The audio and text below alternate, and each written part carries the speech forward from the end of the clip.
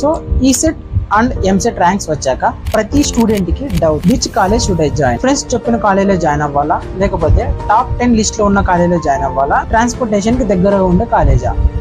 Let me help you. Don't choose blindly, choose wisely. అక్కడ మనకు కావాల్సిన 6 ఫ్యాక్టర్స్ గురించి అయితే వీడియోలో క్లియర్ ఎక్స్ప్లెయిన్ చేస్తా. వీడియోని ఏ మాత్రం స్కిప్ చేయకుండా ఎండ్ వరకు అయితే చూడండి. అలానే ఎవరైనా ఫస్ట్ మన ఛానల్ చూస్తున్నట్టయితే వీడియోకి ఒక లైక్ చేసి వెంటనే మన ఛానల్ కూడా సబ్స్క్రైబ్ చేసుకోండి. Let's keep it our. 6 factors లో ఫస్ట్ ఫ్యాక్టర్ వచ్చేసి college location. First thing, place is important. మన హోమ్ టౌన్ కి దగ్గరగా ఉంటే ఫుడ్, ట్రాన్స్పోర్టేషన్ అండ్ అకామిడేషన్ అన్ని ఈజీ. కానీ ఓన్లీ కంఫర్ట్ బేస్ చేసుకొని కాలేజీని చూస్ చేయకండి. ఎలాంటి ఎన్విరాన్మెంట్ లో ఉంటే మనకు మోటివేషనల్ గా ఉంటుంది, మన ప్రొడక్టివిటీ పెరుగుతుందో ఆలోచించండి. ఇది ఫస్ట్ ఫ్యాక్టర్. సెకండ్ వచ్చేసి campus and infrastructure. College campus is it clean, is it PCS అంటే మనకు వచ్చేసి మనం నెక్స్ట్ ఫ్యాక్టర్ వచ్చేసి కాలేజ్ క్యాంపస్ అనేది ఎలా ఉంది అండ్ ఇన్ఫ్రాస్ట్రక్చర్స్ ఎలా ఉంది అనేది క్లియర్ గా తెలుసుకోవాలి.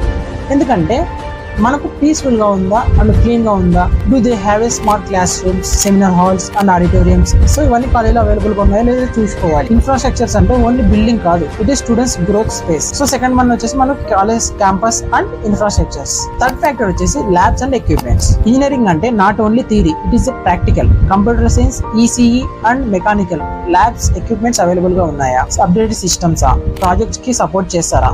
ల్యాబ్స్ లో వర్క్ చేయడం వల్లనే మనకు రియల్ స్కిల్ బిల్డ్ అవుతుంది. నెక్స్ట్ ఫోర్త్ ఫ్యాక్టర్ వచ్చేసి transportation and hostel. Everyday travel is important. College కి బస్సెస్ అనేవి అవైలబుల్ గా ఉన్నాయా, లేకపోతే పబ్లిక్ ట్రాన్స్పోర్టేషన్ అవైలబుల్ గా ఉందా?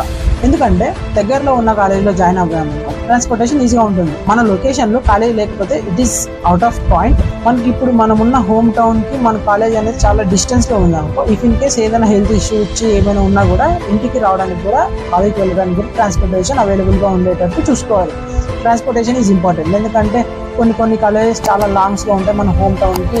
అలాంటప్పుడు మనం వెళ్ళడానికైనా రావడానికైనా కొంచెం టైం పడుతుంది.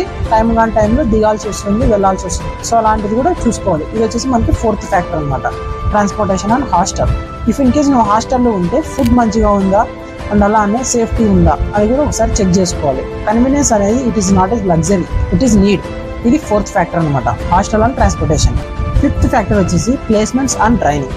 సో మనకి ఏ కాలేజ్ మనం చూసుకున్నా కూడా ప్లేస్మెంట్స్ అండ్ ట్రైనింగ్ అనేది చాలా ఇంపార్టెంట్. ఎందుకంటే ఒకసారి మీరు చూస్ చేసుకోవాలనుకున్న కాలేజీలో ప్లేస్మెంట్స్ చెక్ చేయండి. లాస్ట్ 3 years ప్లేస్మెంట్స్ నుంచి చూసుకుంటారండి. మనకు అక్కడ కనిపిస్తున్న కంపెనీస్, ఆ కంపెనీస్ అన్ని విజిట్ చేస్తున్నాయా, మెంబర్స్ని హైర్ చేసుకుంటున్నాయా, ఎవ్రీ ఇయర్ ఎంతమందిని హైర్ చేసుకుంటున్నాయి అనేది కూడా క్లియర్గా అబ్జర్వ్ చేయాలి. సో అలానే మనం వెళ్ళాలనుకున్న కాలేజ్లో కూడా విజిట్ చేయండి. ఆ కాలేజ్లో లాస్ట్ 3 years నుంచి ఎంతమంది హైర్ అయ్యారు, ఇయర్లీ ఎంతమంది హైర్ అవుతున్నారు. సో యాక్చువల్గా ఎలాంటి కంపెనీస్ వచ్చి హైర్ చేసుకుంటున్నాయి అనేది కూడా క్లియర్గా చూడండి.